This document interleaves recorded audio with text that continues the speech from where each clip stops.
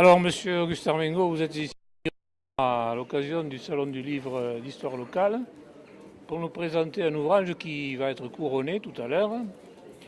Alors, en dehors du fait que nous sommes amis d'enfance et que nous sommes présents tous les deux dans des photographies de classe, des classes où nous avons tous les deux usé nos fonds de culotte, comme on dit, eh bien, j'aimerais que vous présentiez un petit peu vous-même votre association à ceux qui nous regardent. Eh bien, l'association a été fondée en 1991. J'étais encore en poste à Paris, mais j'avais besoin d'un relais local.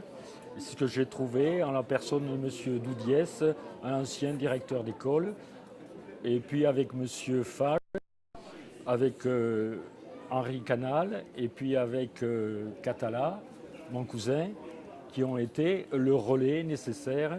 Avec eux, nous avons fondé donc la Société d'histoire du Garnaguès, Belpêche et son canton, parce qu'on ne voulait pas que le satellite du canton, c'est-à-dire de Belpêche, soit ignoré ou alors dont la mémoire soit à jamais perdue.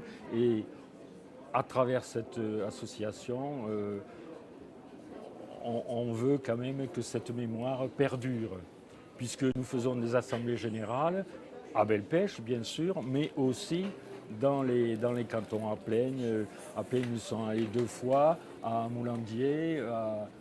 On va faire une conférence au Pi, à Pécharic, pour la Saint-Jacques, le 25 juillet prochain. Puis après, on est allé à Villautou, on est allé un peu partout. On essaie et puis d'avoir toujours des sujets inédits pour pouvoir après les éditer dans nos mémoires de la Société d'histoire. Alors je suis moi-même membre de l'association depuis ses origines, donc je peux témoigner que l'association produit beaucoup, hein, des publications semestrielles, des mémoires tous les 5 ans à peu près. Et là, aujourd'hui, vous nous présentez un ouvrage qui constitue le 6e volume des mémoires, Oui. qui est entièrement consacré à l'école. Est-ce que vous pouvez nous en dire un petit peu plus sur la genèse de l'ouvrage, sur ses origines? Donc nous avons été fondés en 1991. Oui, c'est ça.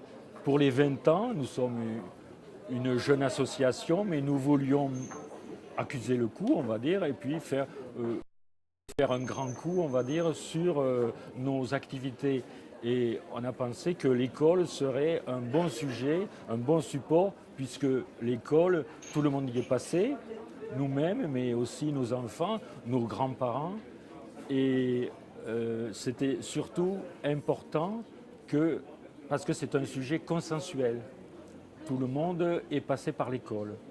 Et donc, on a pensé que ça serait un sujet très, très porteur. Ça, c'est l'idée. Et après, on est parti aussi d'un colloque, un colloque qui a été présidé par M. Loub, ancien inspecteur d'académie de l'Aude, qui est un Ariégeois d'origine, puisqu'il est né à Gaudiès, mais il a fait toute sa scolarité élémentaire à Belpêche. Donc il a présidé notre colloque et puis on était autour d'une exposition qui a eu un grand succès. Et puis partant de là, eh bien, nous avons continué Le but c'était quand même d'éditer un livre sur cette manifestation. Mais comme on part toujours, mettons, une centaine de pages, et puis après, on arrive à 430 pages. Pourquoi? Parce qu'il y a des photos de classe, mais il n'y a pas que ça. C'est des photos aussi de nos anciens livres d'école. Et puis, des images, beaucoup d'images qui font qu'on peut feuilleter notre livre, soit en le lisant évidemment, mais uniquement en regardant des images de notre temps, bien entendu, puisque c'est l'histoire quand même de notre génération, puisque après, les écoles, petit à petit, ont été supprimés.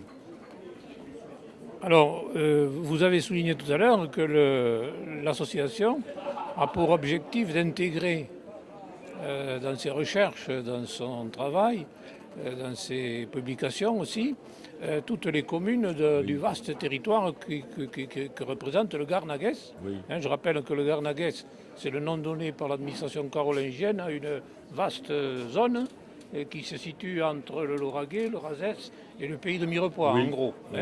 C'est ça. Et donc c'est un objectif extrêmement ambitieux. C'est ce qui explique le volume des recherches et le volume de la documentation. Est-ce que vous pouvez nous donner une idée du contenu, justement, et du travail qu'il a fallu faire pour réunir toute cette documentation? D'où vient cette documentation? Oui, nous sommes, pour employer un mot ambitieux, une société savante. Nous sommes reconnus comme ça, puisque nous publions des mémoires. Ce sont toujours des études historiques inédites. Et notre documentation se base d'abord sur les archives, d'abord sur tout ce qui a été écrit.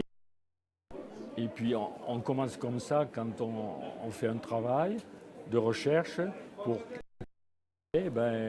on essaie de le publier avec les moyens qui nous sont propres, par des souscriptions, mais on arrive quand même à le 6e volume. Et puis il y a les carnets de Garnac qui sont un bulletin semestriel intérieur, parce que je rappelle quand même que nous sommes une association qui comptons 204 membres. C'est déjà pas si mal, hein. Toutes les associations, même littéraires ou historiques, ne peuvent pas dire la même chose. Mais enfin, voilà.